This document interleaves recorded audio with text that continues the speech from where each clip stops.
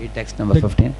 The creation of the material world begins with the 5 elements, and thus everything, including the body of a man or a woman, is created of these elements. By the sexual life of man and woman, the number of men and women in this material world is further increased. I read the purport. When Swayambhuva Manu saw that Dhruva Maharaj understood the philosophy of Vaishnavism and yet was still dissatisfied because of his brother's death, he gave him an explanation of how this material world is created by the 5 elements of material nature. You see, there are 2 different paths. One path is a Vaishnava path, where you are told about the Artha Pravritti, the beauty of the spiritual world, the sweetness of Krishna, and surrendering to Lord. Some people, by hearing it, they immediately become sold out. They surrender to Krishna completely. They become pure devotees and go back to Godhead. But there are other people who have more complicated intelligence, and they cannot accept the spiritual truths directly very easily. So for them, for the Anartha Nivritti, then there's a description of Sankhya, how the 23 elements they are mixed together, and how the bodies are made, how from Pradhan comes Mahatattva, and then how the world is created. Everything is said. So here he's saying that Swayambhuva Manu saw that Dhruva Maharaj was aware of Vaishnava philosophy, yet he was still dissatisfied. That means Swayambhuva Manu felt that Dhruva Maharaj has come to learn calculus before algebra. See, somebody teaches you calculus before algebra, it may be, then you have to go back to your basics again. Is it not true? Like, somebody brought somebody to me and said, Prabhu, this fellow never did the DYS course, but he's standing 16 rounds. I said, wonderful. But then after 1 month, that boy was giving many problems. And then he doesn't know even the basics about the body, soul, and about spiritual world, material world. He was actually having problem with the basics. And I said, although he has come to 16 rounds externally, sometimes people lack the basics. Here Swayambhuva Manu is feeling, you have become a Vaishnava, but still in your dealings with other living entities, you have committed a mistake. So he wanted to go to the basics and teach him about the fallible nature of the material body and the temporal nature of the material world. Everything is teaching. And then he's quoting this Prakriti Kriyamanani, everything. And below, in the first paragraph, 4 lines from bottom, Swayambhuva Manu wanted to impress on Dhruva Maharaj that the death of the material body of his brother was not actually the yakshas' fault. It was an act of the material nature. The Supreme Personality of Godhead has immense various varieties of potencies, and they act in different gross and subtle ways. And then similarly, he's saying below, by such powerful potencies, universe is created and all that. And then 4th line, the demigods, animals or birds are also created by the same 5 elements, and by sexual union they expand into more and more living entities. In this way, creation, maintenance, annihilation. One should not be disturbed by the waves of material nature. That's the key line there. One should not be disturbed by the waves of material nature. Which means he advised Dhruva Maharaj not to be afflicted by the death of his brother, because our relationship with the body is completely material. That is the whole point here. In the Chitraketu section also, there is a beautiful verse. All of you repeat that verse. Yata prayanti samyanti sroto vegena balukaha samyujjante viyujjante tatha kalena dehinaha. Such a beautiful wisdom. He is saying, sometimes in a hotel, some 4 or 5 people come together. And then they come together, sit on the table, and while eating they may chat. Who are you? What's your name? Which place you come from? Where are you studying? And all that. Once the eating is over, all 4 of them go in 4 different directions. Similarly, sometimes the souls are brought together in one family. One soul is told, your mother's soul. Another soul is told, your father, isn't it? One soul is told, your brother, your son, or your daughter, or your dog in that family. So everybody stays together as one family, maybe 50, 60, 70, 80 years. And after that, they get separated, never to meet again. They all go to different families. So this knowledge is given to know that don't think Uttama was your brother. Uttama is not your brother. Uttama is a living entity and you are another living entity. You both are children of God. And now Uttama, since he has died, he must have gone to some other family somewhere else. And you will die and you will go to some other family. Why are you identifying with the material relationships? That he is condemning here. You see? Like, another example is given in Chitraketu section. Sometimes people buy a cow in a village and they give names like Lakshmi, Sumati, Revati, some names they give. And very lovingly they call the cow, they bathe the cow, they milk the cow. And then when the farmer becomes poor, sometimes he sells the cow. So it may be a little painful for him to sell the cow which he has tamed for many years.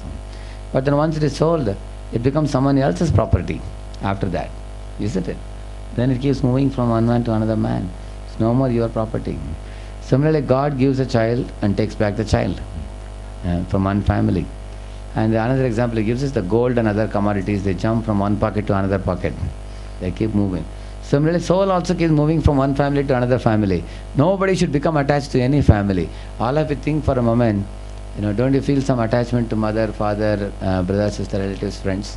We feel. We all feel some attachment, but you have to purify the attachment by Krishna consciousness. That's why even Kunti Maharani is saying, Sneha Pasham Imam Chindi Dridham Pandushu Vrishnishu. So on one side she has Vrishnis, relatives, and other side she has Pandus. So although they are all pure devotees, but still she wants to purify. She's saying Chindi. Chindi means what? Cut. You cut off this ties of attachment. So that Krishna, let me develop attachment only to you. This is called as a detachment verse. And there is another attachment verse. You all repeat that verse. Tvai me ananya vishaya matir madhupate sakrit ratim budvahatat adha gangeva ugham budanvati. See, in this verse he says, as Ganges, forcefully, very powerfully flows towards the ocean, crossing all stumbling blocks and barriers, like the tree is lying and it goes on the top or bottom, if boulders are lying, it goes from the sides. Somehow the Ganges reaches the ocean. Similarly, she says, my relationships can become a stumbling block in my progress, because instead of doing Krishna Smaran, I may do Mata Smaran, Pita Smaran, Bahin Smaran, Bhai Smaran, Mama Smaran, Mami Smaran, Dada Smaran, instead of Krishna Smaran. I may be doing like that. Because all of us in this world, we give our heart to somebody. We become attached to somebody. And in their absence, you think of them, which means your mind is attached to them. That's the proof. What is the proof you are attached to somebody? In their absence, you think of them. Yeah. Similarly, Krishna's pure devotees, even though Krishna is not physically present, they are able to think of Krishna. What is the proof? That's the proof that they are attached to Krishna. So, actually we have to develop Maya Sakta Manapartha Yogam Yunjan Madashraya. We have to develop attachment for Krishna. So, yes, it's not that you tell your mother, father or brother that, I have no relationship with you. That would be considered insensitive. But we have to know this relationship is temporarily arranged for this lifetime. So we should actually help each other to become Krishna conscious. That's the right meaning. So here Swayambhava Manu is challenging Dhruva. You are so much worried about the loss of your brother, but in the first place Uttama is not your brother. Uttama is some soul who has come from some other place, who is temporarily residing in this body. So he is giving him a Sankhya, understanding of the Sankhya. Next verse, read the translation, 16. Manu continued, my dear King Dhruva, it is simply by the illusory material energy of the Supreme Personality of Godhead and by the interaction of the three modes of material nature that creation, maintenance and annihilation take place. You see, this creation, maintenance, annihilation is done by the Supreme Lord. He is saying, see the fourth line, or third line, when a child is born, you can read that? When a child is born, the parents immediately see to its maintenance. This tendency for maintenance of offspring is present not only in human society Mike but, can be little away from the mouth. Yeah. but, Yes. but in animal society as well. Even tigers care for their cubs, although their propensity is to eat other animals. A tiger may eat a deer, but a tiger will not eat its own cub.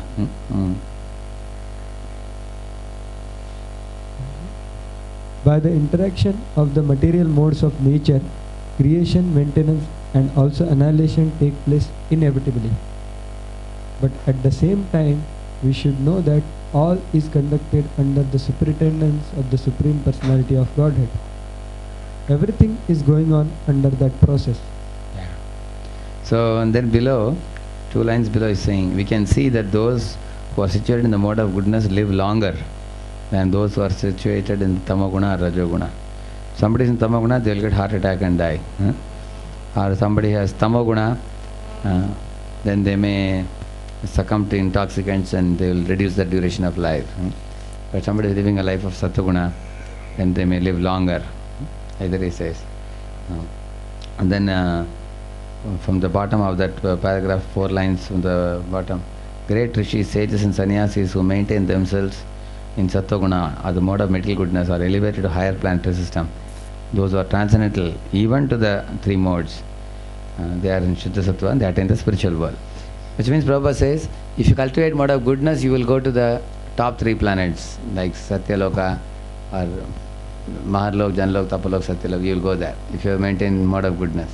And if you transcend all the 3 modes, you will go to spiritual world. Like that he says. And the next 17th translation is saying, my dear Dhruva, Supreme Personal Godhead is uncontaminated by the material modes. He is the remote cause of the creation. And then when he gives the impetus, many other causes and effects are produced. The whole universe moves, just as iron moves by the integrated force of a magnet. So the main theme of the 17th verse is, see hand of God in every event. See the hand of God in every event. That's what he's teaching, Manu is teaching. See in that purport, almost the middle of that first paragraph, the potter's wheel rotates and several varieties of earthen pots come out. There are many causes for the earthen pots, but the original cause is the potter who sets a force on the wheel. That force comes by his superintendence. The same idea explained in Bhagavad Gita. Behind all mental action and reaction there is Krishna, the Supreme Personal Godhead. Krishna says that everything depends on his energy, and yet he is not everywhere. The pot is produced under certain conditions of action and reaction of material energy, but the potter is not in the pot. In a similar way, the material creation is set up by the Lord, but he remains aloof. A very beautiful example of potter and pot. You see, Krishna has all these 23 material ingredients, and he applies pressure. You have seen how the Kumhar, they make the pot, you have seen? They rotate a wheel, they make like this. Similarly, Krishna makes the Brahmandas. He has put the living entities and given them shapes, forms, bodies, everything for their independent enjoyment. So he is saying that actually there is a very big thing going on above your head. Don't think you are the controller. Like that he is telling to Dhruva. We all have experience. Sometimes when you do a big project or something, over a period of time, our vision becomes very narrow. We only think I exist and everything here is existing for my pleasure. And we think like that. And that kind of foolish idea comes. But actually he is teaching him to see, actually there is a very big thing going on, plan. Krishna is doing a great plan and you are insignificant. You are in one corner of his plan. You are not in control.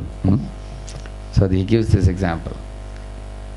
So we will skip the text number 18 and we go to 19.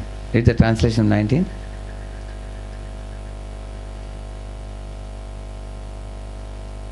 My dear Dhruva, the Supreme Personality of Godhead is ever existing.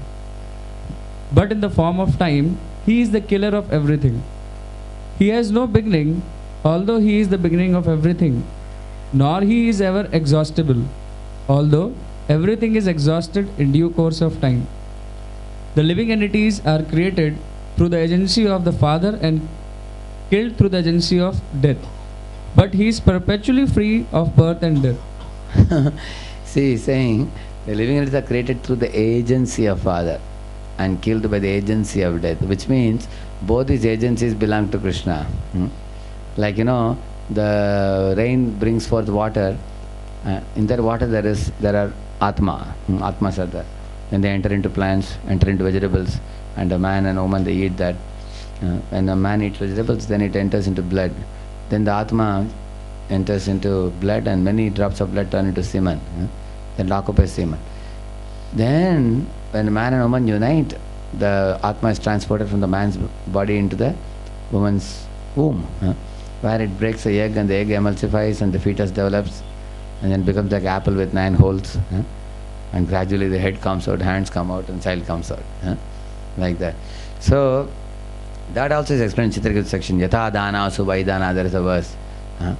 That man and woman sometimes unite, but they don't get any children. You know that? Sometimes you see a woman is fertile and a man is potent, but they don't get any children at all. Even after 10, 20, 30 years, they lament. They go to many doctors, they don't get. On the other hand, sometimes a woman may be sterile and a man may not be potent, but suddenly, to the great surprise, they get a child. So, many people are surprised how this miraculously this child is born. Similarly, in the Chitraketu section, he says, I'm looking for the one word. Isha Ichaya is used there. Isha Ichaya means according to the desire of the Supreme Lord, the child is born. And Choditan means the Lord gives the potency to the man to impregnate the child into the womb of the mother. That power is given by the Lord. The Lord gives that Shakti. He says, no, Shabda Ke Paurusham Drishu. That Paurusham comes from Krishna, he gives it. So that this man will be able to beget a child. Otherwise, without that, this man cannot beget any child. So, through the agency of Father, he creates children. Through agency of death, he takes away. In this way, he is telling Dhruva, we are all simply witness. Lord is creating so many millions of babies and killing so many millions of them. And he is doing this great work. Don't think you are the doer. He's saying. Read the 20th verse translation. Acha, in the purport, one of the points we can see. See the second paragraph, somebody can read that. An example can help us understand the inconceivable potency of the Supreme Lord. Read further. In the recent history. In the recent history, warfare, the Supreme Personality of Godhead created Hitler, and before that, a Napoleon Bonaparte, and they each killed many living entities in war. But in the end, Bonaparte and Hitler were also killed. Napoleon Bonaparte and Hitler were also killed. People are still very much interested in writing and reading books about Hitler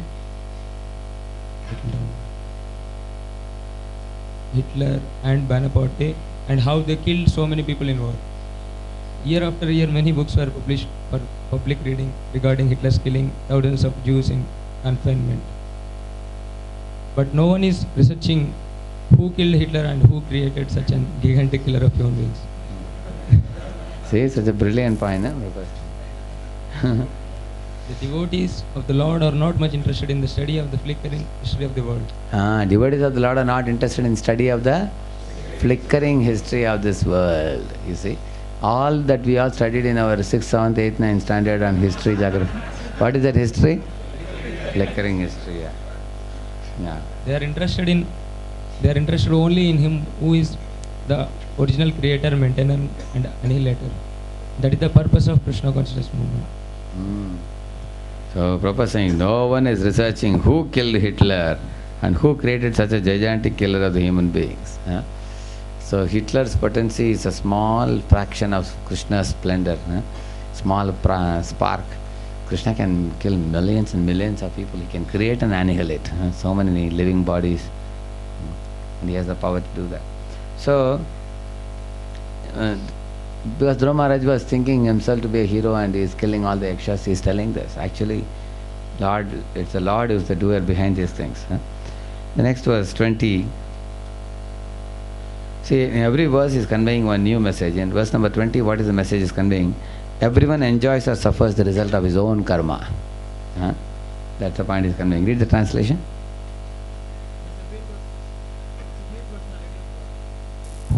The Supreme Personality of Godhead, in its feature of eternal time, is present in the material world and is neutral towards everyone.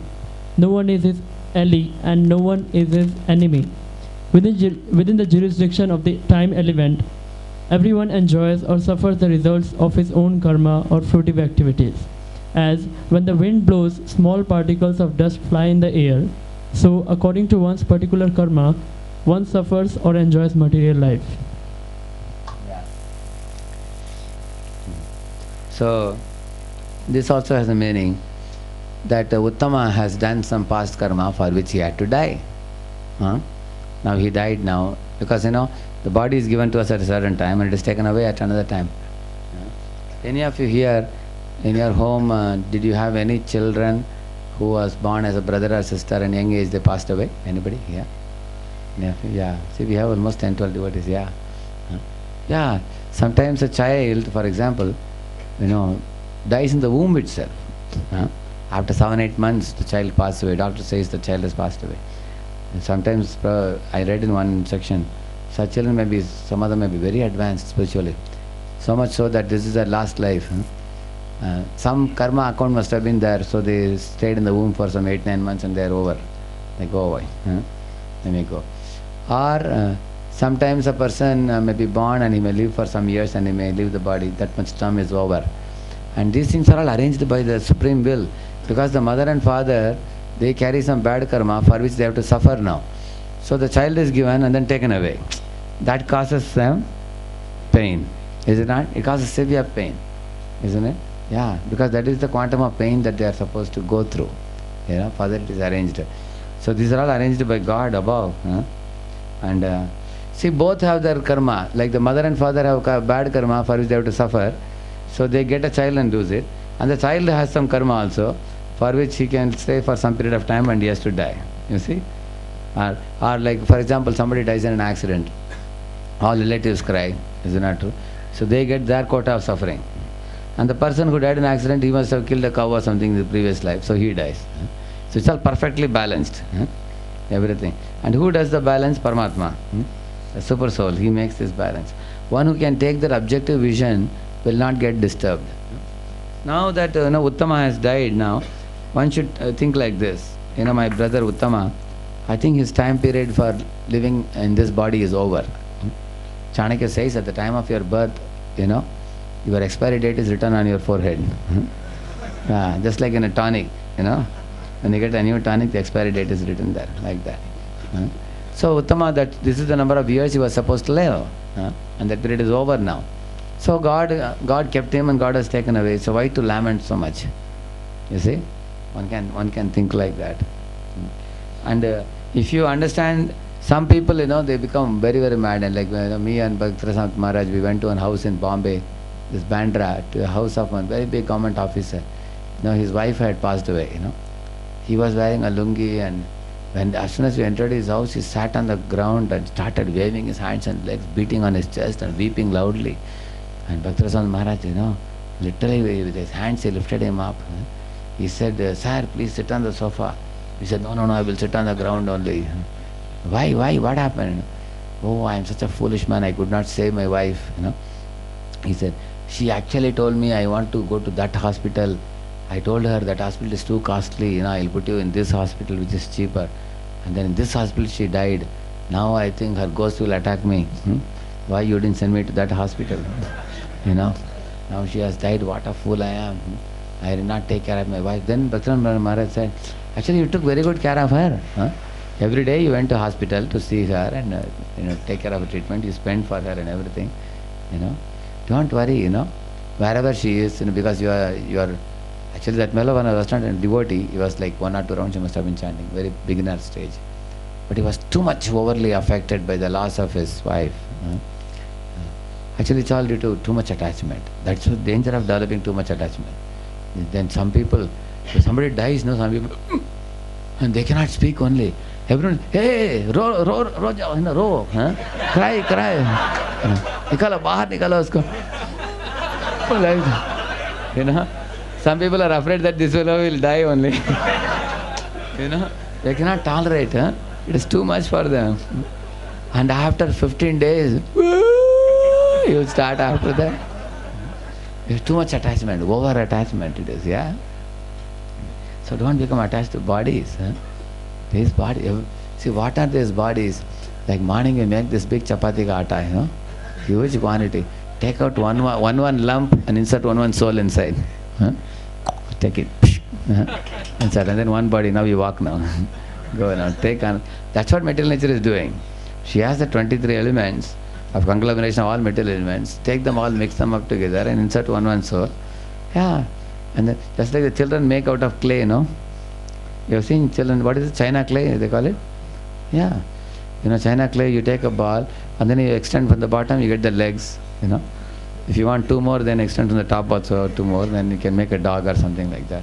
Isn't it? When they make the face, you know, you want to make a long nose, you make a long nose. If you want a Chinese nose, you punch. You know. It becomes like this. You know. You have eyes also like this. You know. So, Mayadevi is simply playing with, you know, conglomeration of material elements. From Sankhya point of view, you read, you know, you will simply become detached. Every one of our material bodies are like the body is kept in the cloth shops like a mannequin. Huh? You've seen the mannequins? You know, there are young girls and young boys are dressed like that. We know they are all simply dolls. The only difference between that doll and ourselves is in this body there is a spirit soul. And in that body there is no spirit soul. When spirit soul leaves, this body becomes like that. That's all. So, in this way, Swayambhu Manu is enlightening him. In this verse, he is saying that this is due to which was the verse we read just now? Text 20, yeah. Telling about the time element. Yeah. Read the purport. The third line, fourth line of the purport. The less intelligent accuse.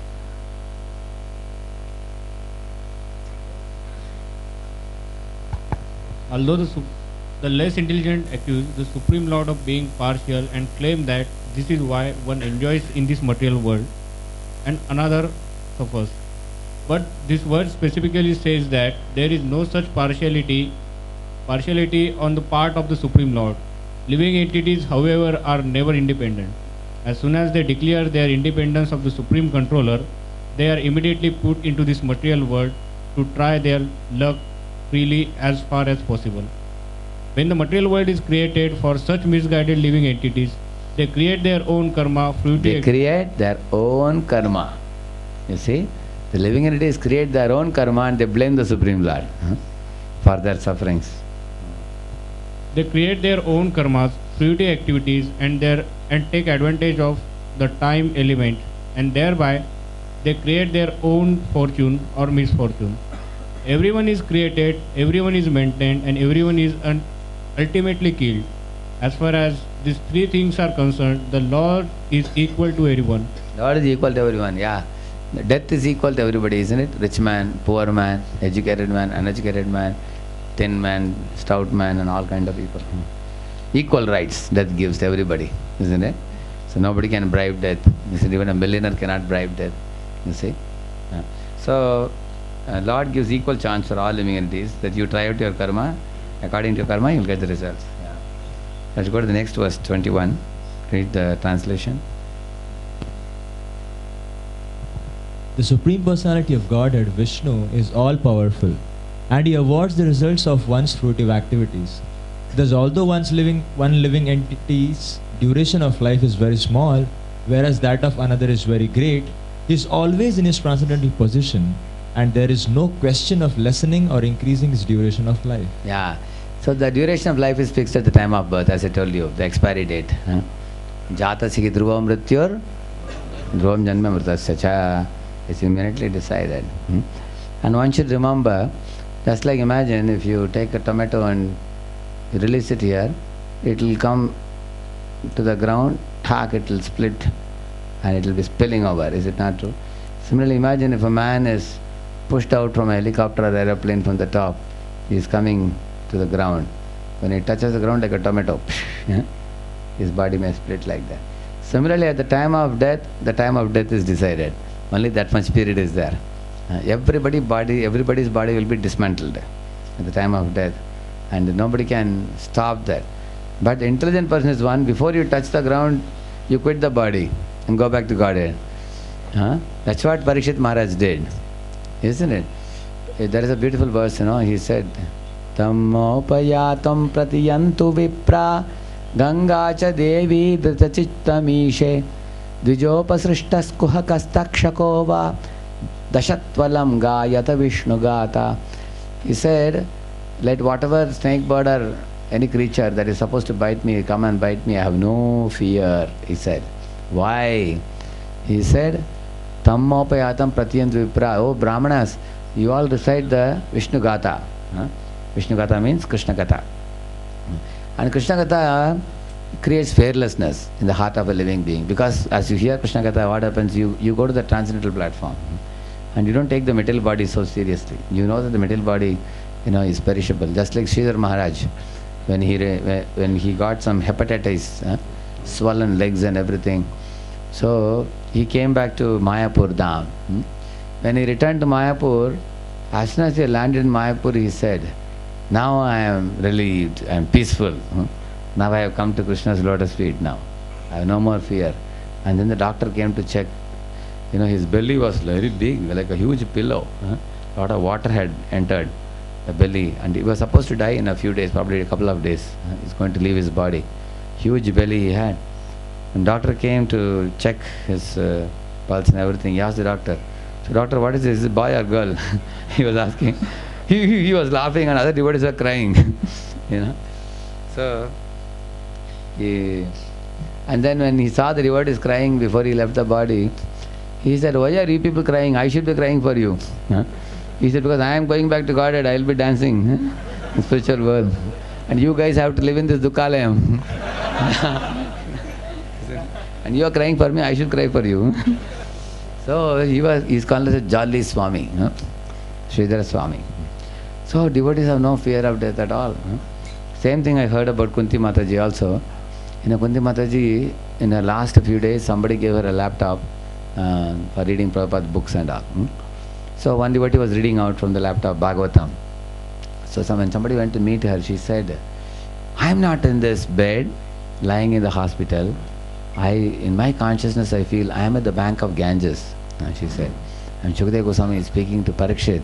And I am also a person in the audience. And the Ganges is flowing. And the Krishna Katha is more purifying than the Ganges also. And she said, I am feeling so happy, And she said, I am very joyful that I am given this opportunity to hear Krishna Katha all day long.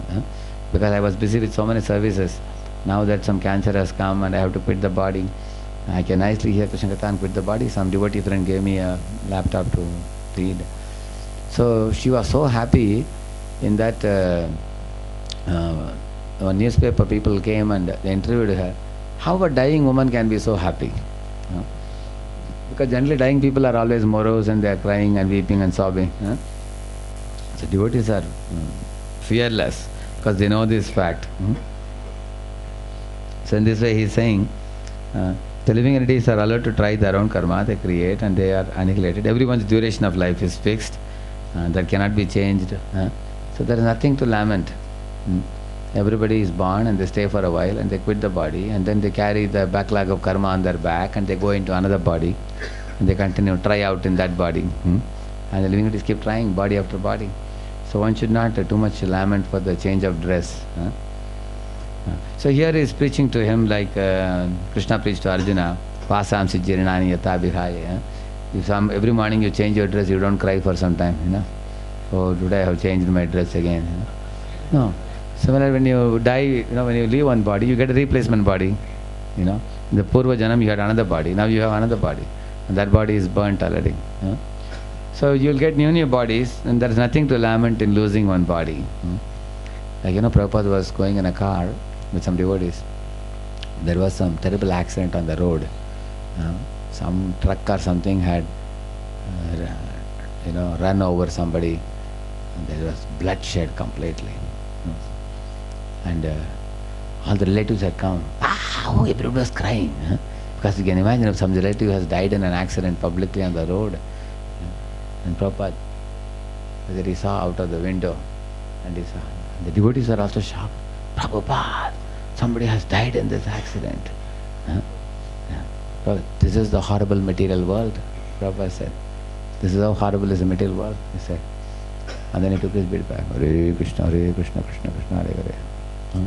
That's all he said, just one comment he made, and he went on. And devotees were very surprised how Prabhupada is unaffected after seeing that. Because elevated soul can see that Prabhupada said, this is the horrible end of the material body.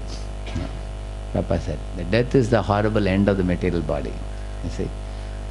See, the same material body, every day we put so much soap and cosmetics and everything we do, the end of the material body is it becomes a pile of ashes.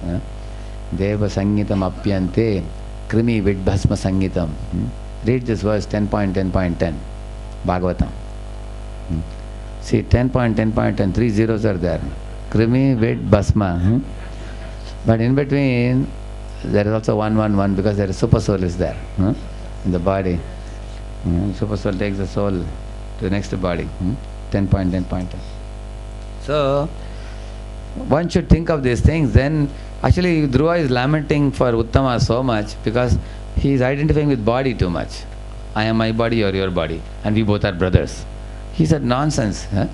He said, what is your body and his body both are made up of material elements, and there is some soul in both the bodies, and you will go somewhere else, you will go somewhere else. And why are you taking it so far foolishly, killing other living entities for this? That is saying. Go ahead, next verse. 22. The differentiation among varieties of life and their suffering and enjoyment is explained by some to be the result of karma. Others say it is due to nature, and others due to time, others due to fate, and still others say that it is due to desire. Here in this, he talks about the desire. The desire is a symptom of living being, cannot be given up, but we are turning to God. See the second paragraph, somebody can read, the kama or desire. This kama or desire cannot be annihilated. There are some philosophers who say that if one gives up his desires, he again becomes liberated. But it is not at all possible to give up desire, for desire is a symptom of the living entity. If there were no desire, then the living entity would be a dead stone. Yeah, like Buddha says, desire is the root cause of all evil, he says. So, Buddhists try to give up all the desires, which is almost impossible. But the desire can be transformed into spiritual desire. Material desire can be transformed into spiritual desire. So he's giving different reasons. The previous verse we talked about karma, now he's talking about desire. And before that, prior to that, he was talking about the time factor. In this way, Swayambhava Manu in every verse is giving different explanation. See the next verse, 23rd verse translation, last 3 lines. No one can understand the Lord's plans or actions. Therefore, it should be concluded that although He is the original cause of all causes, no one can know Him by mental speculation. You see, one should know that Krishna ultimately is the controller, and whatever He does is for everyone's good. In India, they have this famous slogan, Gita Sar, Jo hua, jo ho raha hai, jo hoga, acha hi hoga. Very famous. You see that they put this kind of. Actually, this is very true for the devotees. You see, devotees can be confident. Whatever is happening now is for everyone's good. Whatever will happen is for good, because Krishna is watching. Is it not?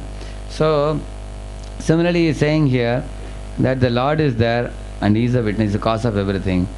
You bring someone into the world, He takes someone back. You don't lament for it unnecessarily. And go to 24. Text number 24.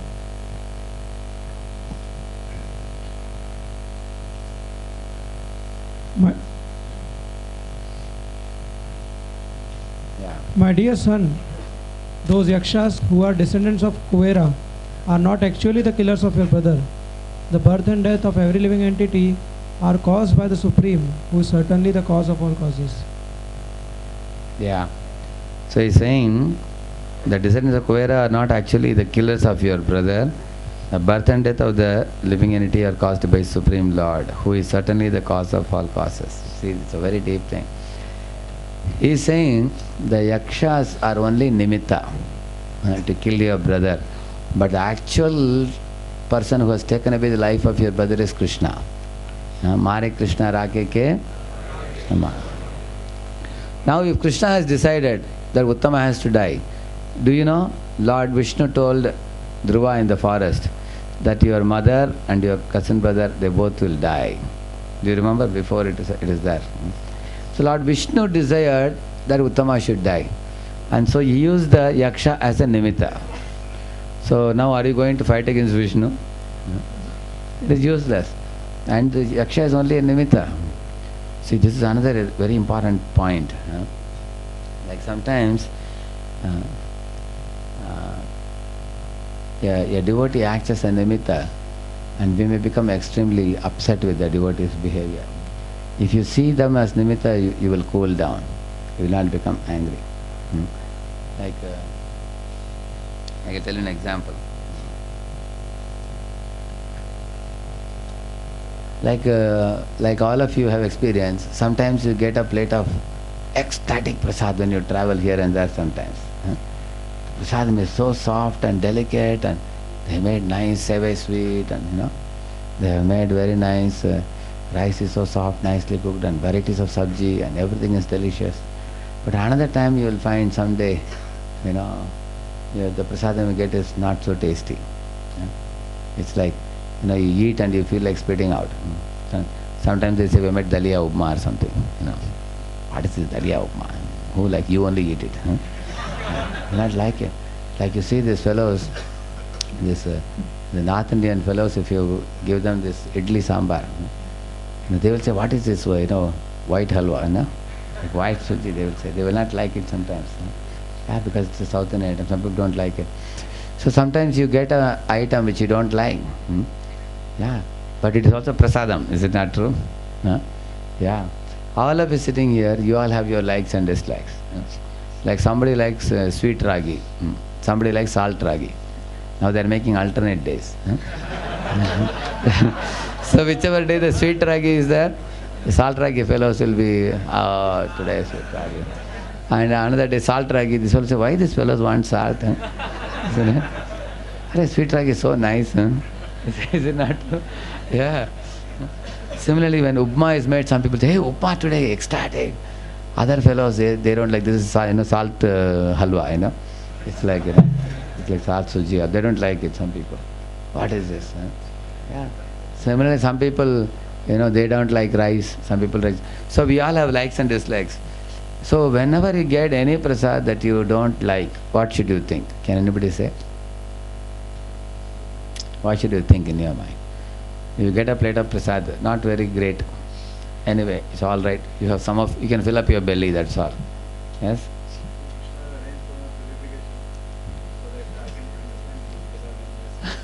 He's saying Krishna has arranged it for my purification so that I can understand prasad. Yes, Amit Prabhu.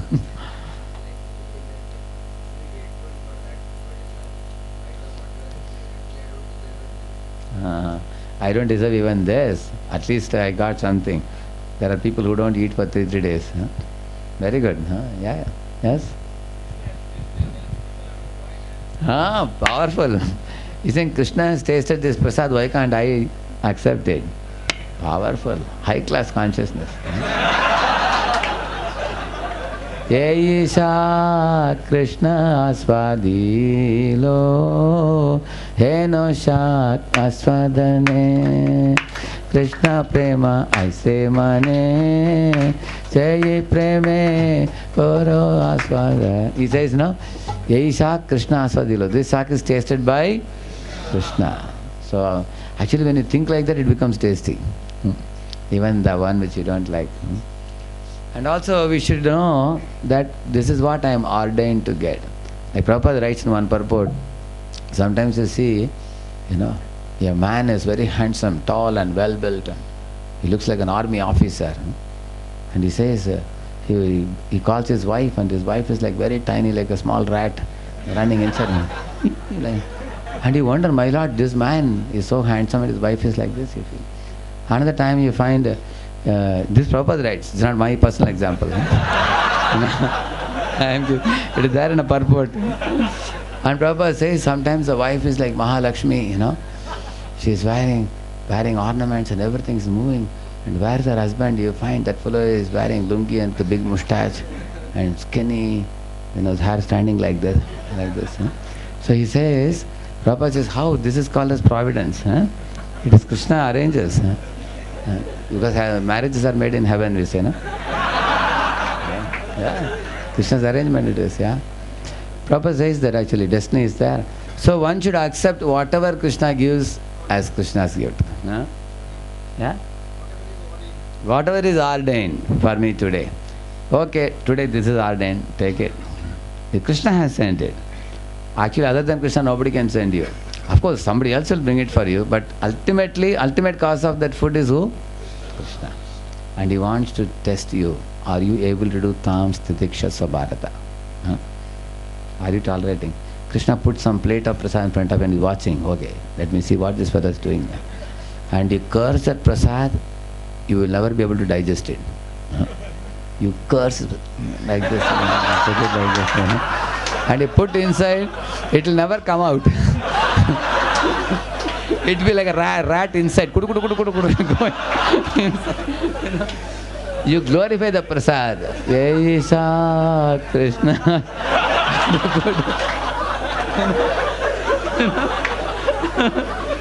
You all experience of that. So, never curse anything. Thing like that. So he's saying, my dear son, those yakshas who are descendants of Kuvera are not actually the killers of your brother. The birth and death of the... So that is over. Are caused by the Supreme, who is certainly the cause of all causes. Krishna is Sarva Karana. Yeah. That's a very great understanding. And actually, this is one way to dissipate our anger also. Like you see, when Shringi cursed Parikshit, at that time you should observe the behavior of Samik Rishi towards Shringi. Actually, Samik Rishi does become angry on Shringi, but not disproportionately angry. The reason is, certain things happen in this world, unfortunately. One accepts it as destiny. You learn to accept it. Ultimately, one has to live with it. So, sometimes when somebody acts as a nimitta and gives you something, like somebody insults you, for example, immediately you should think, I must have insulted somebody in my previous life, due to which Krishna has made this personality a nimitta to insult me. It's just coming. Our own, what we did is coming back to us. So he's the instrument of my karma. And who has sent this person as an instrument? That is Krishna. When one thinks like this, then one can tolerate the circumstances, you see. Yeah.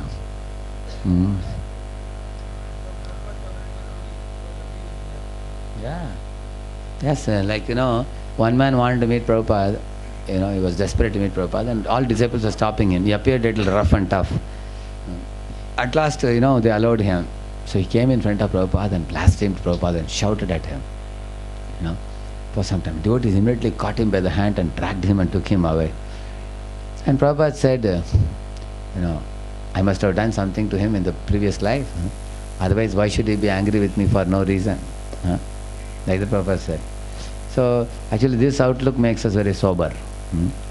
That we are responsibly accepting the cause of our suffering as ourselves. And also, the person who arranges such things is actually the super soul. Super soul is the one who arranges everyone to get his quota of sanction of pleasure and pain. He is the awarder. Upadrishta, Anumanta, Bharta, Bhakta, Maheshwara, he says. So seeing that will make us peaceful. You see? Read the next one, 25.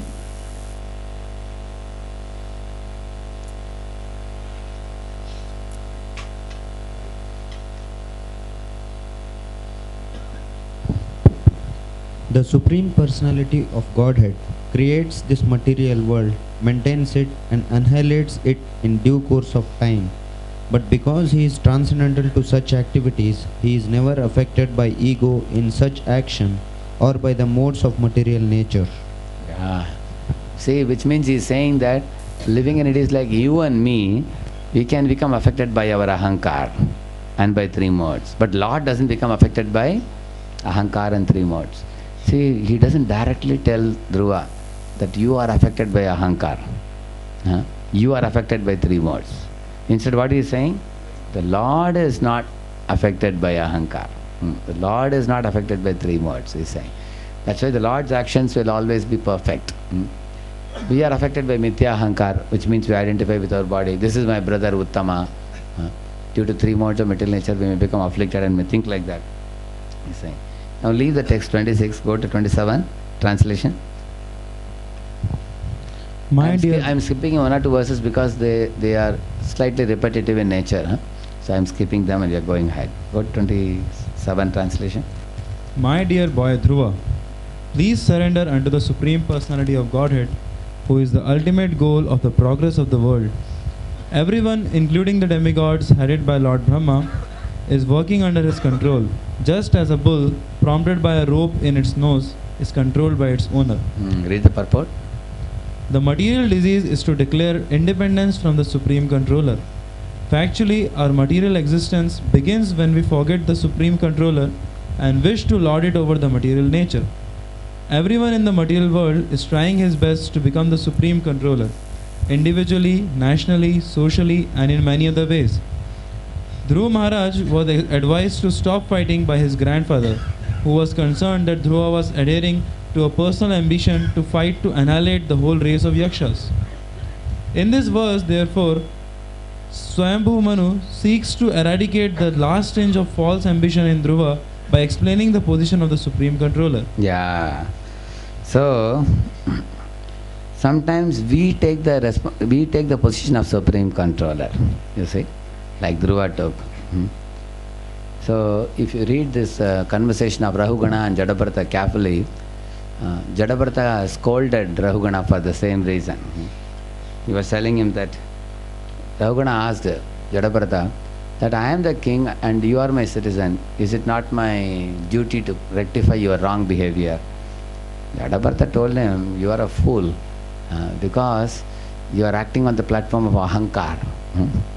So, you are due to ahankar, you are thinking you are your body, you are thinking others to be their bodies, and you are trying to punish them from a very gross materialistic point of view. So, in the same manner, here he is telling Dhruva also that you are taking the role of a Supreme Controller. You all know Bharat Maharaj, when he went to forest, because he was a king before, some amount of Ishvara Bhavam was there in him, due to which the Ishvara Bhav makes a person give shelter to others. So naturally he tried to give shelter to the deer. That became the cause of his downfall, you see. Similarly, another aspect of Ishvara Bhavam is to control others, and want to control others and rectify their wrong behavior. So it has to be done by someone in the in a role where he has to do his duty. But in the name of duty, one shouldn't stretch it too far. Then one tries to, like our Bhaktivinoda Prabhu used to tell me, he said, Radhesham, why don't you leave some work for Super Soul also? He tell me, why you want to do everything? He would say like that. Once when we were talking, I was saying, what is the meaning of that? You train people, you correct people, you bring them to certain stage, but you cannot totally rectify them. It's not possible. If any of you have acted as a facilitator or a counselor or a leader, you will know that some people, even after you tell them 10 times, they will do the same mistake. How many of you experienced? Yeah? Isn't it? Yeah. Some people, despite you are preaching, despite you are teaching, you are sitting with them, giving them time, give love, care, attention, everything, and you type and give them, write and give them, put big notices also everywhere. Wherever they turn, all directions you put notice, still they will continue to do what they are doing. You see? So what we should do?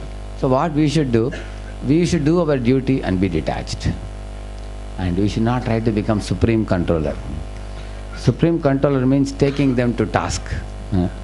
If you take them to task and try to dominate over them and trying to overly punish them, then what happens by that? Everyone suffers. That's why he's saying, even the demigod headed by Lord Brahma is working under his control. So my special master, once again, another occasion he told me that when you catch a pickpocketer, what do? You hand him over to police. Isn't it? And then he said, after handing over to police, you don't have to be grudging, gritting your teeth or something. You have done your job already. You are handing over to police, and the police will do the needful, and you go your way. You have a cool head. You don't have to worry too much about it. If you're too much gritting your teeth and blabbering something about the person whom you handed over, that means you still have some vengeance in your mind. Is it not true? So don't try to assume the role of a supreme controller. Imagine, for example, you catch a pickpocketer in the station and you tie both his hands and legs and bring him to temple here. And bring him in the room and you take this thing and whip him here. Somebody asks you, hey, why are you beating this fellow? Like this. All these days I never got any opportunity for my Kshatriya tendencies. Abhi dekha jayega. You fold your sleeves and you beat him. Is it the right thing to do? No. If you see a pickpocketer, hand him over to police. Similarly, if you find some faults in somebody, you hand them over to their authorities. And then what do? You do your other duties. So you don't become the supreme controller. You have no right. Like, in one place, one devotee, somebody stole a chappal. So he took this chappal person to one room, he closed the door and he beat him so badly.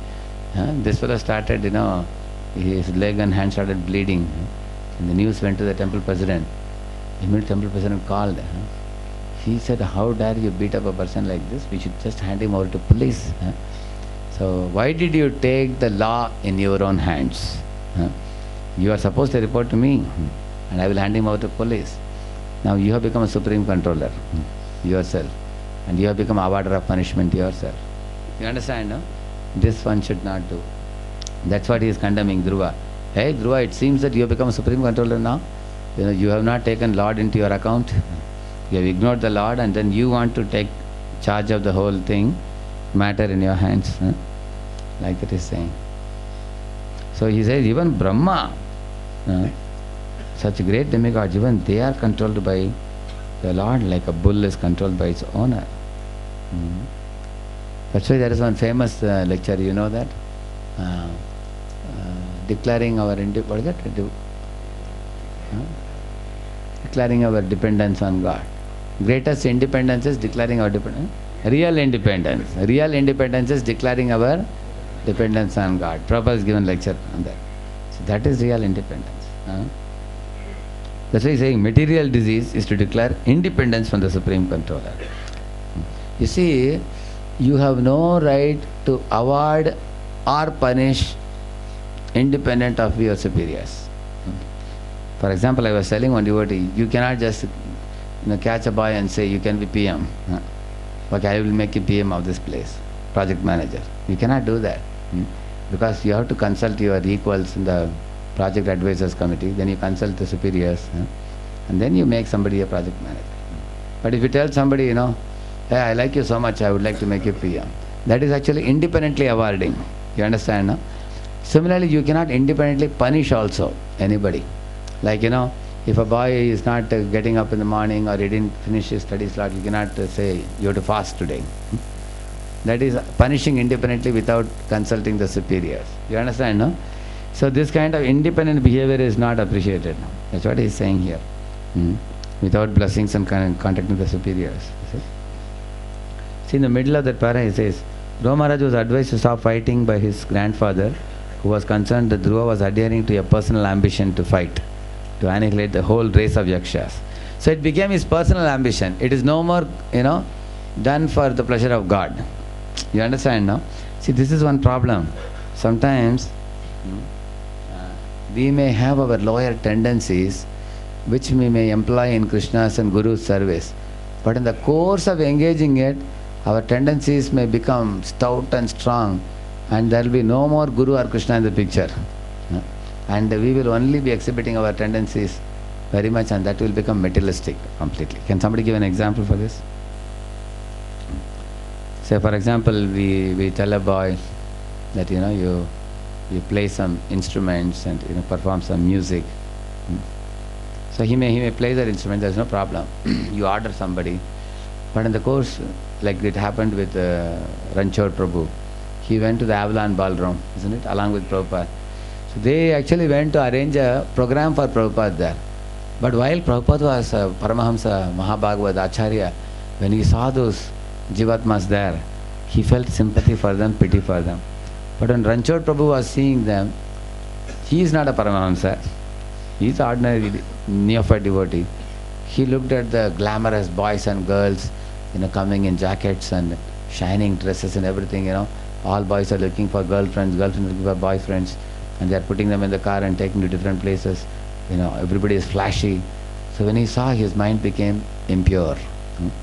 So what he did, after that scene of Avalon Ballroom Kirtan, when Prabhupada left the place and went back, Ranchod Prabhu left the temple and went back to Avalon Ballroom again, and to go back behind the girls and join that culture eventually. You understand? So sometimes one can, one's lower tendencies may again erupt, again come back while engaging in Krishna service. One should be careful. Like Danavir Maharaj says, when he was distributing books, he used to distribute to college boys and girls, isn't it? So his boss warned him.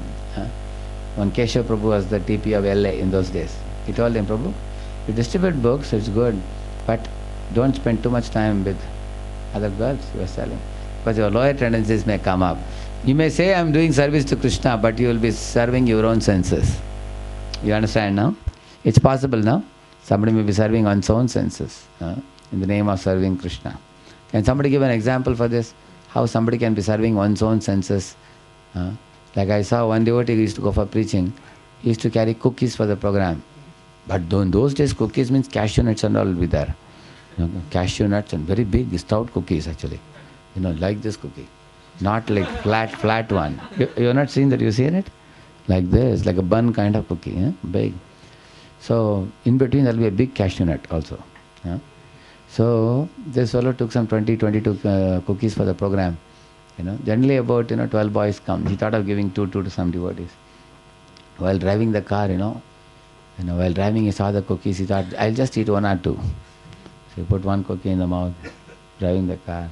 After some time signal came, one more he put. By the time he reached the program, cookie packet was empty. You see? So he told the temple that I am going for a program, give me cookies. But all cookies went into his belly only.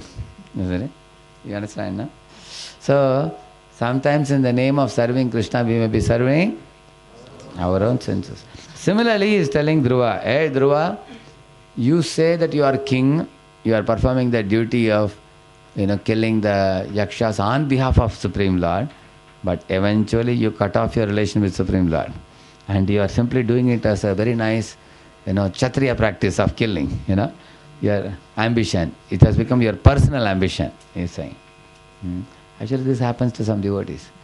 Actually, initially they are connected, and then they are reporting also. But gradually what happens, the reporting is zero, and then it becomes their personal ambition. They become autonomous, all in all, self-effulgent acharya, and they do something on their own.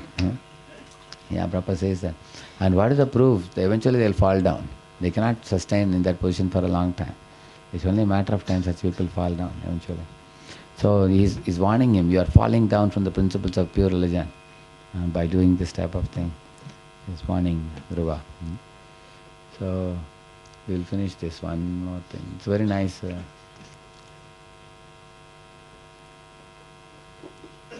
In text number 28, somebody can read text number 28 translation. Somebody can read 28 translation. My dear Dhruva, at the age of only 5 years, you were very grievously afflicted by the words of your mother's co-wife, and you very boldly gave up the protection of your mother and went to the forest to engage in the yogic process for realization of the Supreme Personality of Godhead. As a result of this, you have already achieved the topmost position in all the three worlds. Yeah, and the last part of the purport is saying, fourth line from bottom. Not only is Dhruva Maharaj the glory of the family of Swayambhu Manu, but he is the glory of the entire human society. Because Dhruva Maharaj had already surrendered to the Supreme Godhead. He was especially requested not to do anything unbefitting a surrendered soul. So here, now Swayambhu Manu has started glorifying him now. Because now he has given enough instruction now. Now it is time to glorify and appreciate and encourage him. See, sometimes whenever you want to correct somebody, the correction period should be very minimal, small. Like, especially for grown-up devotees, you just tell them in 2-3 minutes you correct them, they will quickly pick up. They will understand. But if you want to glorify somebody, that can go a little longer also, no problem. And they also won't mind the time. If they're running somewhere, you tell them, I want to tell you something about your wonderful lecture yesterday. Oh, really? I don't have any time, but still, I don't mind a couple of minutes. Please tell me, they will sit. And if you go for 10 minutes also, they won't mind. So they will tell you, why are you telling me? Would you tell others? They feel very happy. You tell in the class, not privately to me, They're very happy about it. But if you have to correct somebody, you can easily see that when you are telling that person, while correcting only, he will be trying to shut your mouth and, offer some justification to what I did was right. You observed it? While you are telling only, you will see him preparing. He is preparing to attack you back. You've seen that? Oh, no, like that he'll be doing. So that is, if they are very young, probably you may correct longer, because you will have to explain to them exactly what it is. But to the degree they are grown up, when they become more and more mature, for very mature people, they don't need a very long sermon from you. One small correction you give, they will immediately understand. You tell them one thing, they will understand 10 more things. They are quick to understand. Especially your trust level is high, and they trust you, you trust them. There's a good understanding. And you correct them, just one word you tell them, they will understand. So, in correction also appreciation is required, because if you don't...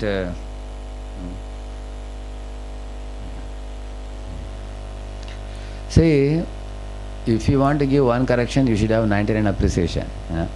Then only you can give one correction. So, like for example, one devotee cooks for me. If he cooks nicely, I will appreciate it. Oh, today it is ecstatic. This rice is like, like jasmine flower. It is so nice. It is so fragrant and so tasty. Dal is so good.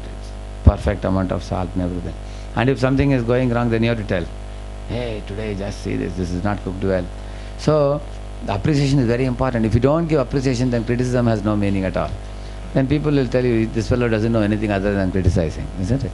So, Swayambhu Manu is appreciating Dhruva also. And he is not flattering. He is speaking reality. He is not just flattering. Text number 29, somebody can read.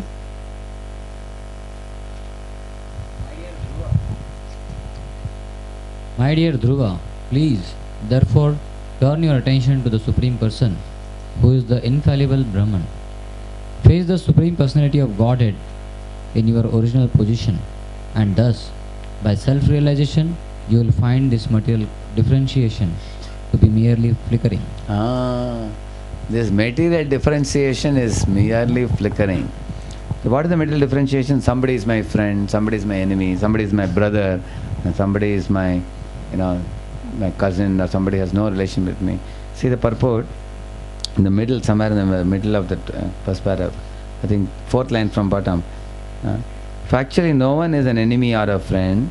Everyone is passing through different types of bodies under the law of karma. But as soon as one is situated in spiritual identity, he does not see differentiation in terms of this law. He's saying. And then he's quoting the Brahma Bhuta Prasanna Atma. And he's saying, a devotee who is already liberated does not see differentiation in terms of the outward body. He sees all living entities as spirit souls, eternal servants of the Lord. Dhruva Maharaj was advised by Lord Manu to see with that vision. He was specifically advised to do so, because he was a great devotee and should not have looked upon other living entities with ordinary vision. See, extraordinary vision is Pandita Samadarshinaha. And ordinary vision is, you think somebody is my friend, somebody is my enemy, seeing like that. Superficial vision. Seeing the covering or the dress.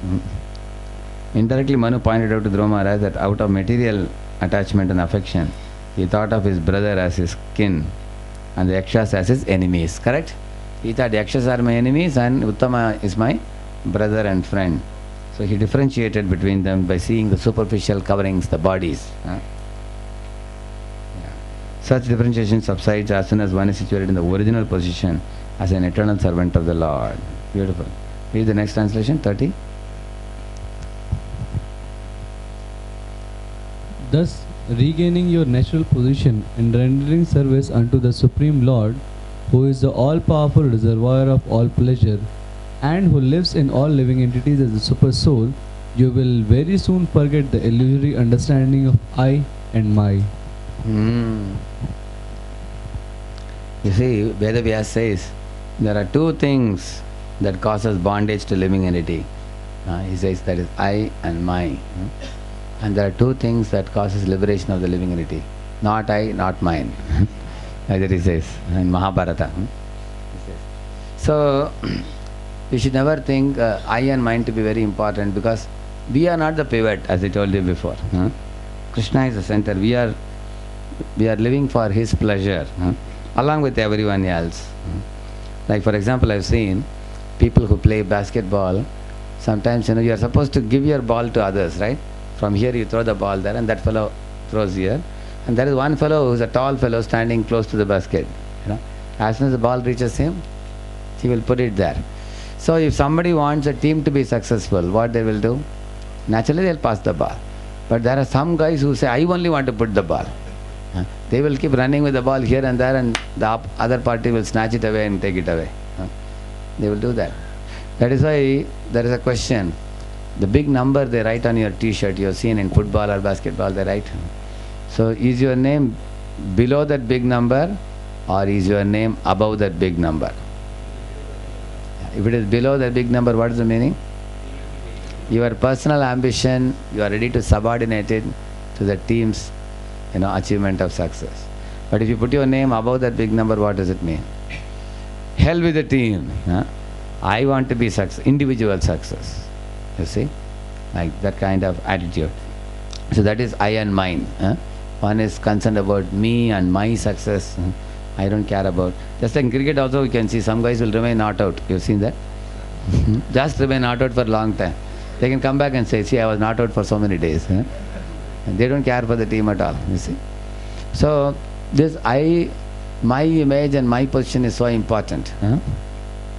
You see? That's why in purport he says in the 4th or 5th line, the whole material world is working on the basis of I and mine. This is the root of attraction to the material world. If one is attracted by this root of illusory conceptions, I and mine, he will have to remain within this material world in different exalted or nasty positions, he says. You see, in our preaching also you all see some pant-shirt boys go into the hostel, distribute the books, isn't it? And then they come out and then they do some discover yourself and then subsequently then we start the mantra meditation circles. Even young devotees can do that. Anybody can do that, isn't it? And then there is a special class of boys called facilitators, because they have an ability to shelter the boys. They are more mature. So some boys are willing to only do the mantra meditation circle because they know that I am not fit to be facilitator. Because somebody more mature than me will be put as facilitator. And then subsequently they understand how brahmacharis will handle them when they come to Sankalp camp. They are willing to hand over to them. Then some younger brahmacharis handle them. Then subsequently more senior brahmacharis handle.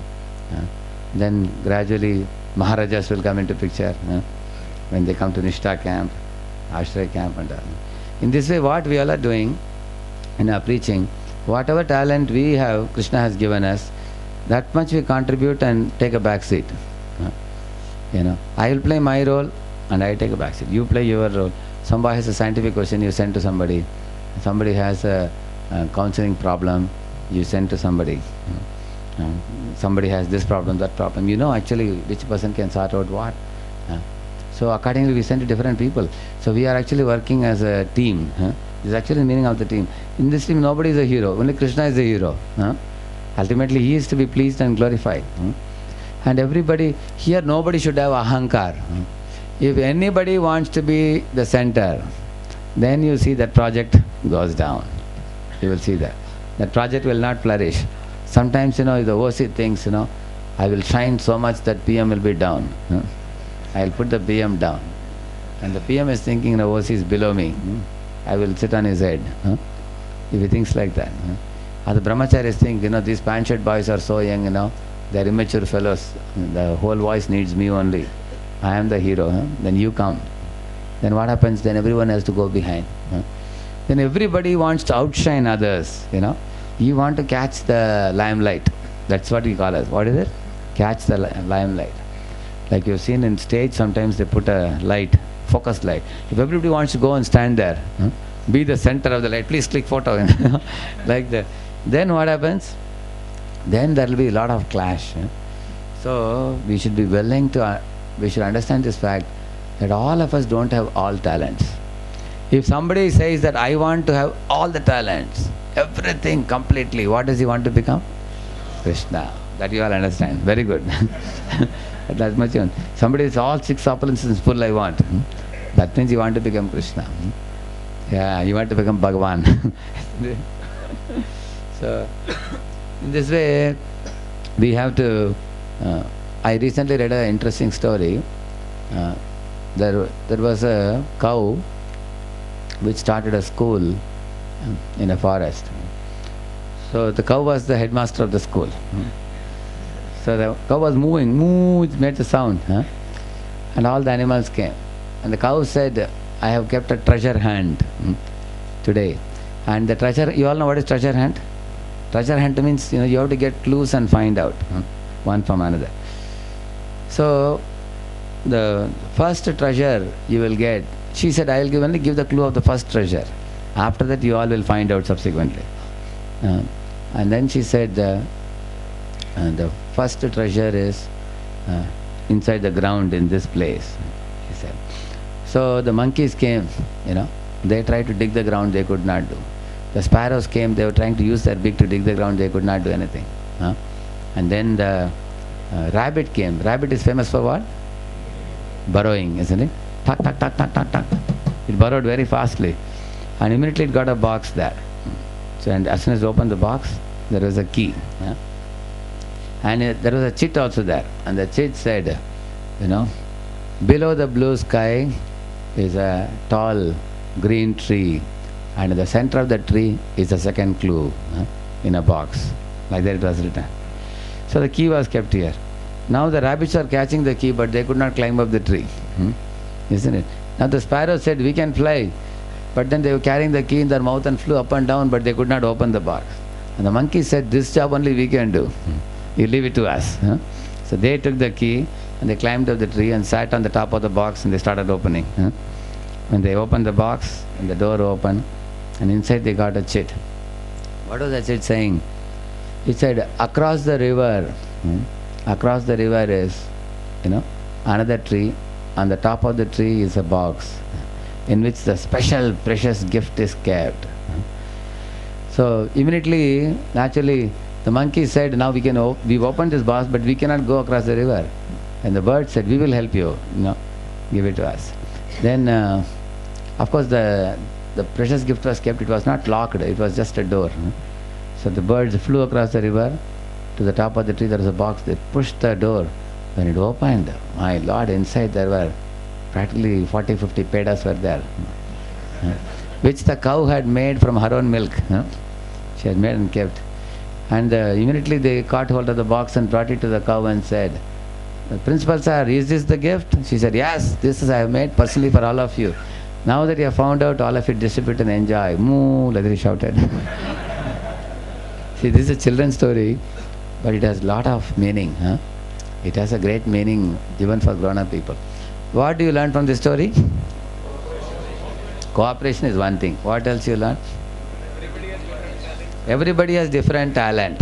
And you should be willing to, see, sometimes you should come in the front, perform, do your job, and hat jao, piche hat jao. Dusron ko chodo. Whoever else can do it, you put him in the front, let him do. Because ultimate goal is not our pleasure, it is Krishna's pleasure. So everybody is uniquely talented. They are endowed with different talents. Allow them to do. That is why, we should not want to become hero. If you want to become hero, we can never empower other people at all.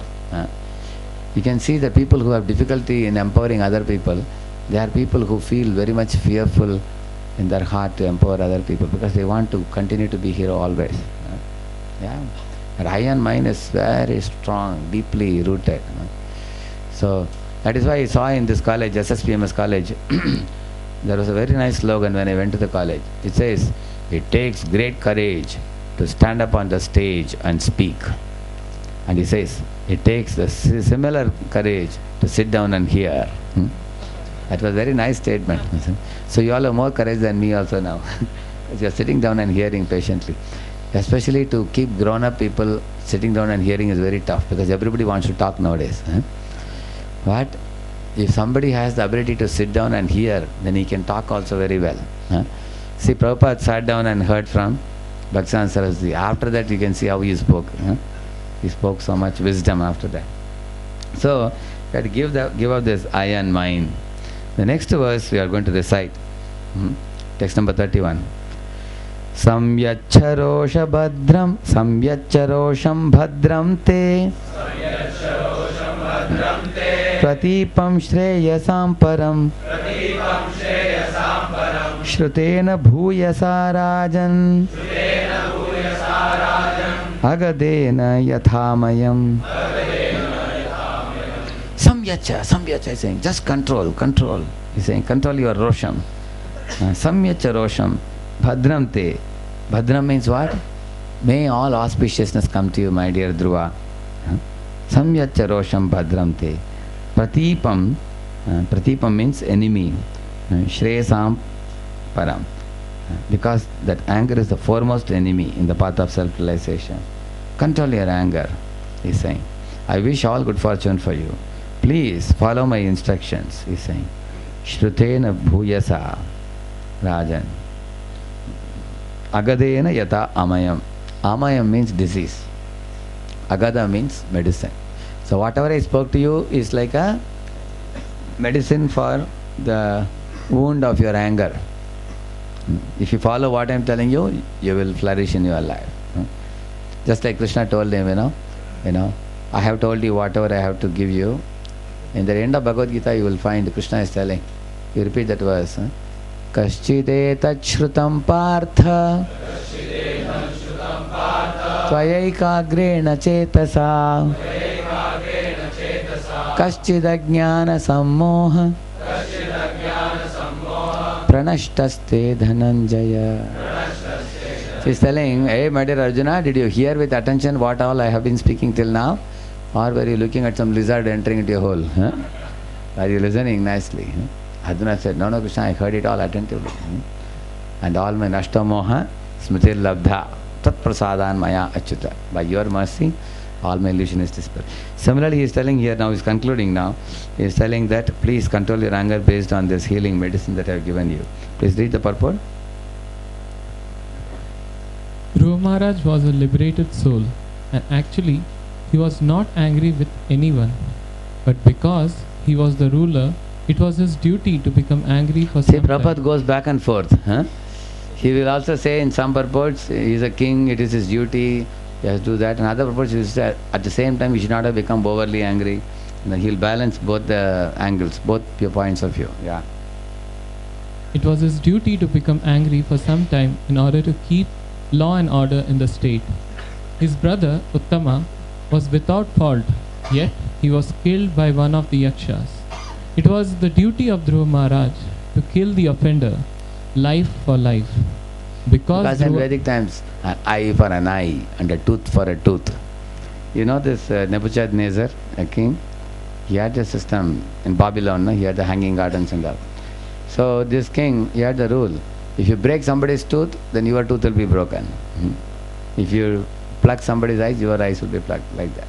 So in the Vedic times, if you steal somebody's property, your hand will be cut. So here also he has taken away my brother's life, so I will take his life. So he took life for life. Because Dhruva was the king, when the challenge came, Dhruva Maharaj fought vehemently and punished the yakshas sufficiently. But anger is such that if one increases it, it increases unlimitedly. See, this is the danger of anger. Anger is one letter short of danger, we say, no? If you cancel out D, there is anger. So, anger is a great destroyer. Anger begins with passion and ends in ignorance. Go ahead. In order that Dhruva Maharaj's kingly anger not exceed the limit, Manu was kind enough to check his grandson. Dhruva Maharaj could understand the purpose of his grandfather, and he immediately stopped the fighting. The words Shrutena Bhuyasa, by constantly hearing, are very important in this verse. By constantly hearing about devotional service, one can check the force of anger, which is detrimental to the pastimes of the Lord. The process of devotional service. Is detrimental to the process of devotional service. Srila Parikshit Maharaj said that the constant hearing of pastimes of the Lord is panacea for all material diseases. Everyone, therefore, should hear about the Supreme Personality of Godhead constantly. By hearing, one can always remain in equilibrium, and thus his progress in spiritual life will not be hampered. Yeah, so all of you will have experience that if you are not reading Prabhupada books regularly, we can lose control, and our behavior will show up. When we are not regularly hearing, reading, the lower tendencies will slowly start coming to surface again. Sometimes you have too much exertion, too many activities to do, and you are running, but then you are not reading, chanting properly. Then you see the animalistic natures, lower natures will come to surface. So, the solution for anger, he says here, is constantly hearing. When Kunti Maharaj is using the word abhikshnashaha, Srinmanti Gayanti Grinanti abhikshnashaha, that means continuously. Prahlad Maharaj says, Shruta Samprataya Chiram. For a long period of time, we have to hear the pastimes of the Supreme Lord, he says, without getting tired. So, sometimes when you hear a pastime for hours and hours, it deeply enters into your consciousness. And you will see that it can completely evaporate anger, because it elevates you above bodily consciousness. You become a udaradhi. Udaradhi means with a broad intelligence, not sankuchit buddhi. Udaradhi. You get like that. So Prabhupada is emphasizing here very much on hearing Krishna Katha. And 32 translation somebody can read?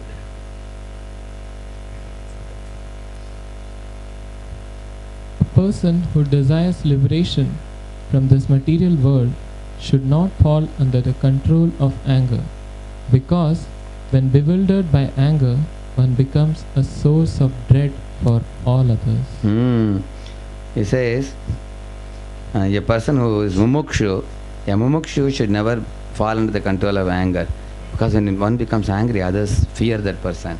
And Prabhupada writes in the purport first line, a devotee or saintly person should not be dreadful to others, nor should anyone be a source of dread to him. Dread means fear. If one treats others with non-enmity, then no one will become his enemy. That is an example of, however, of Jesus Christ who had enemies and they crucified him. The demoniac are always present, and they find fault even in saintly persons. But a saintly person never becomes angry, even if there is very great provocation. Like that word says, the greatness of a person is to be estimated by his ability to tolerate pressing situations. Yeah. But the first line in the purport is that Bhagavad Gita verse, Yasman no dvijate loko, lokan no dvijate chayah, harsham harshabhayodvegair, mukto yasachame priyaha. Correct? Yasman no udvijate loko.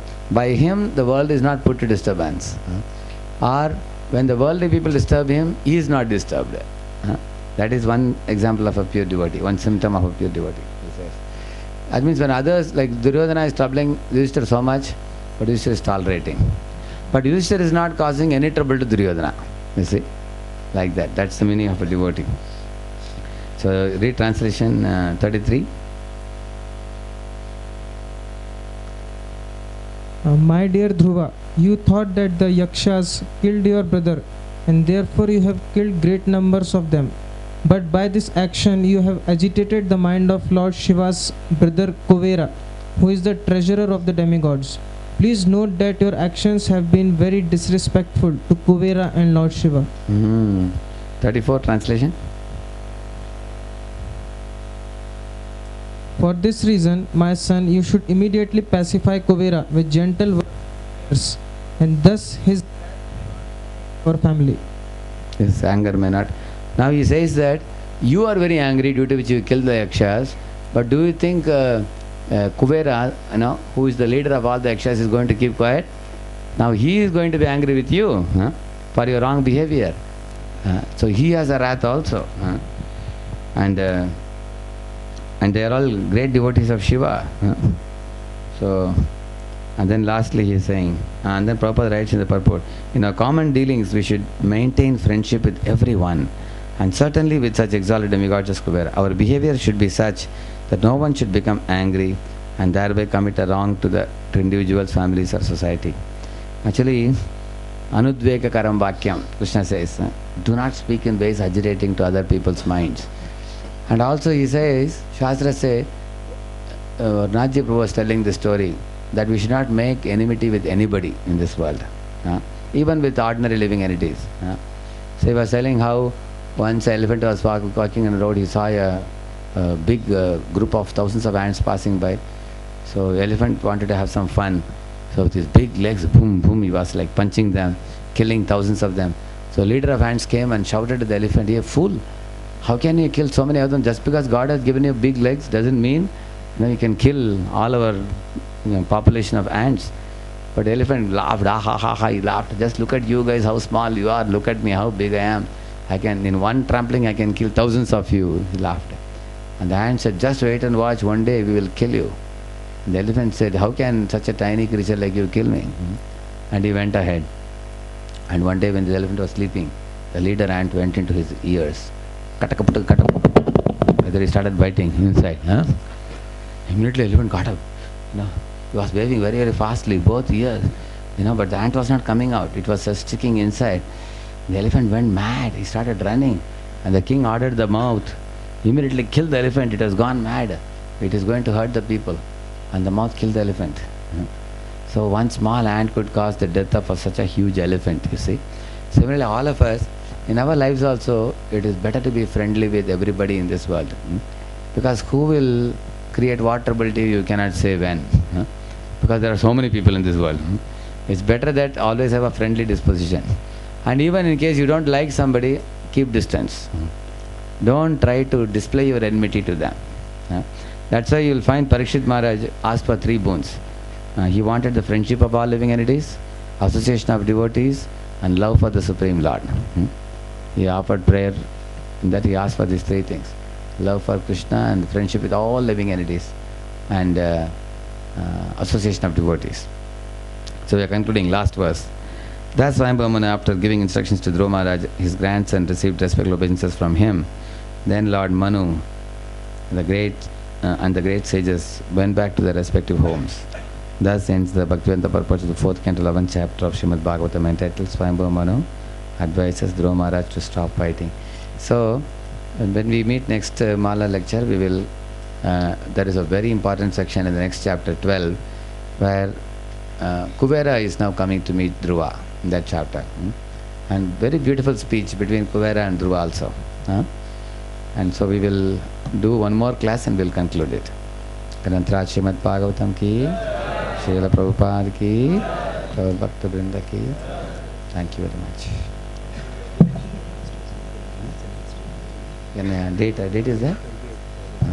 So the next Mala lecture will be on 28th August, 3 to 6. Same time, same place also? It will be in Prasadam Hall next time. 28th August, 3 to 6. It's a Sunday afternoon. Alright? Next week we have all those. And please, all of you make a note. Next week, Sunday evening, 6:30 to 8:30 is all voices meet. This is going to be one of the most thrilling all voice meet because we are going to have some of the Calcutta Rath Yatra devotees who went for Rath Yatra. They are going to speak their realizations. We are also going to have some of the Dindi Yatra devotees who will speak their realization also. And because students have not heard it, only brahmacharis heard it. So we are going to keep these 2 things. And we are also going to show the CD of the new temple, and some new CD is made for NVCC collection. We are going to request the students also to inspire the relatives, friends to donate for this, or people in Pune. So we are going to have some 3-4 very special highlights in this All Voices meet next Sunday evening 6:30 in the Prasadam Hall, right? Or this side. Shri Prabhupada ki. Thank you.